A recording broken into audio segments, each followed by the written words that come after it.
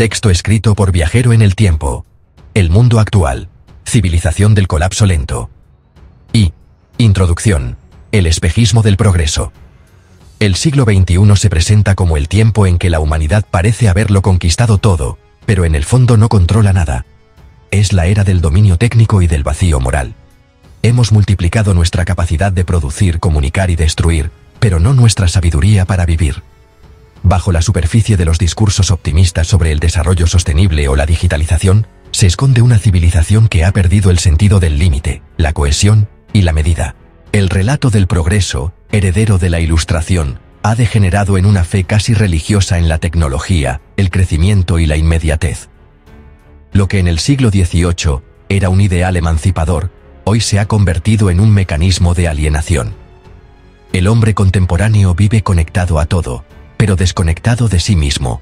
Posee una cantidad infinita de información, pero carece de criterio. Viaja por el mundo, pero no pertenece a ningún lugar. La historia reciente no apunta hacia la madurez de la humanidad, sino hacia su fragmentación.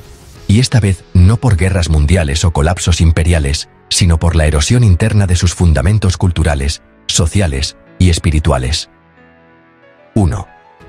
Política. La era de la impotencia organizada.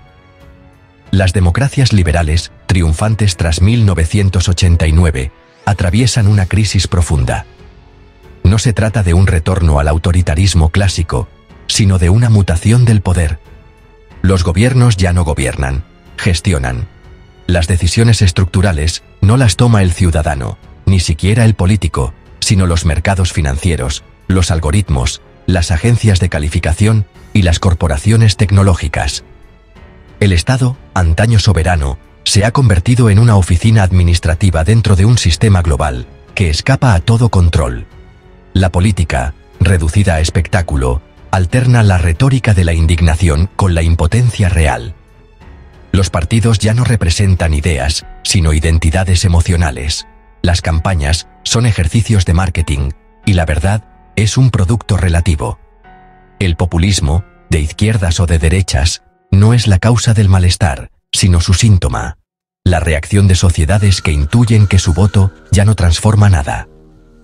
La fe en la democracia formal subsiste, pero la legitimidad moral de las élites políticas y económicas se ha derrumbado. Vivimos, en palabras de algunos sociólogos, una crisis de representación total, donde el ciudadano ha dejado de creer en el sistema, pero tampoco sabe qué podría reemplazarlo. 2. Economía. La riqueza como enfermedad. La economía mundial sigue creciendo, pero lo hace sobre un modelo insostenible, tanto ecológica como socialmente. El capitalismo actual ya no necesita producir bienes duraderos, sino deseos efímeros. Su motor no es la necesidad, sino la ansiedad. La publicidad, las redes sociales y la cultura de la inmediatez mantienen un ciclo perpetuo de consumo, deuda y frustración. Las desigualdades han alcanzado niveles que rozan lo obsceno. Mientras un reducido grupo de magnates tecnológicos concentra la mayor parte de la riqueza mundial, millones de personas viven en la precariedad o el subempleo. Las grandes corporaciones transnacionales, más poderosas que los estados, operan con una lógica amoral, maximizan beneficios, externalizan daños y utilizan el lenguaje de la innovación para justificar cualquier abuso. El mito del mercado autorregulado se ha revelado tan falaz como las promesas utópicas del comunismo en el siglo XX. El resultado es un sistema que destruye su propio sustrato, el planeta, la cohesión social y la salud mental de las personas. El capitalismo ha dejado de ser un medio para el progreso y se ha convertido en un fin en sí mismo, un mecanismo automático, sin propósito ni ética. 1. Sociedad. La era del yo fragmentado.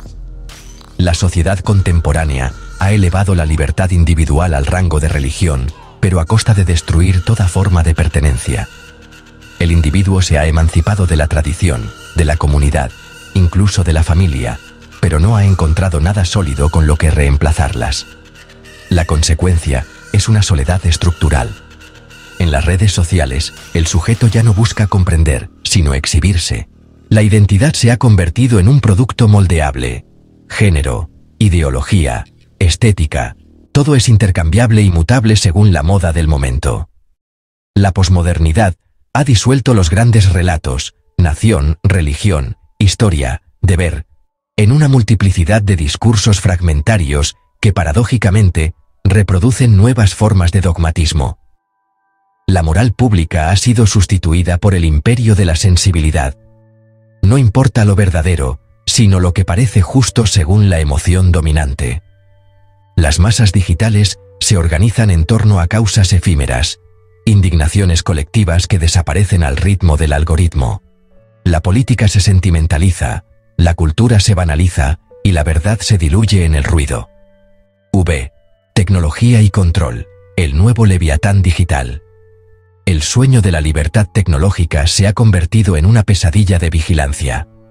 Los ciudadanos contemporáneos, voluntariamente conectados, entregan sus datos, sus hábitos y su intimidad a un sistema que todo lo observa. Lo que antes era represión externa, ahora es autocontrol interiorizado. Las grandes plataformas tecnológicas no solo almacenan información, modelan el pensamiento. Sus algoritmos deciden qué ver, qué creer y con quién discutir. La opinión pública se ha convertido en un campo de batalla invisible, donde se manipulan emociones y se fabrican realidades. Este nuevo orden no necesita censura, basta con la saturación. En el ruido constante, lo esencial se vuelve indistinguible. Lo llamamos libertad digital, pero es una libertad dentro de un panóptico. El ser humano ya no es ciudadano, sino usuario, productor y consumidor de sí mismo. 5. Medio ambiente, el límite ignorado. El cambio climático es el espejo en el que se refleja la arrogancia de nuestra especie. Pese a décadas de advertencias científicas, seguimos actuando como si el crecimiento infinito fuera compatible con un planeta finito.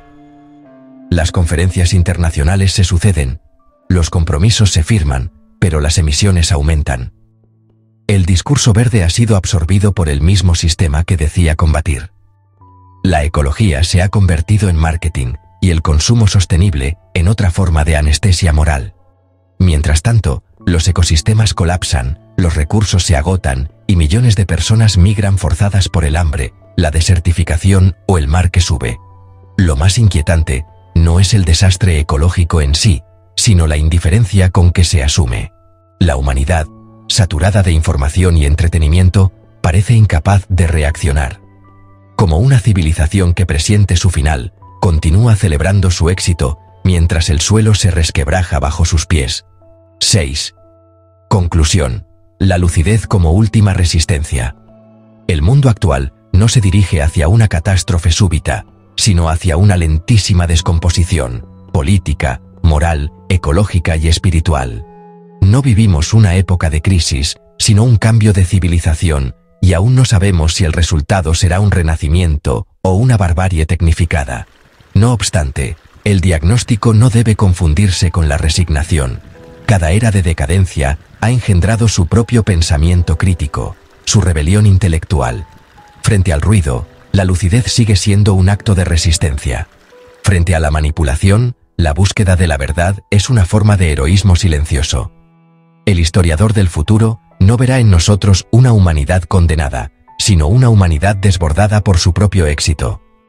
Si algo puede salvarla, no será la fe ciega en la tecnología, ni los dogmas políticos, sino la recuperación del sentido, de la medida, del deber, de la dignidad. El siglo XXI, quizá, será recordado no como el de la caída, sino como el de la última oportunidad.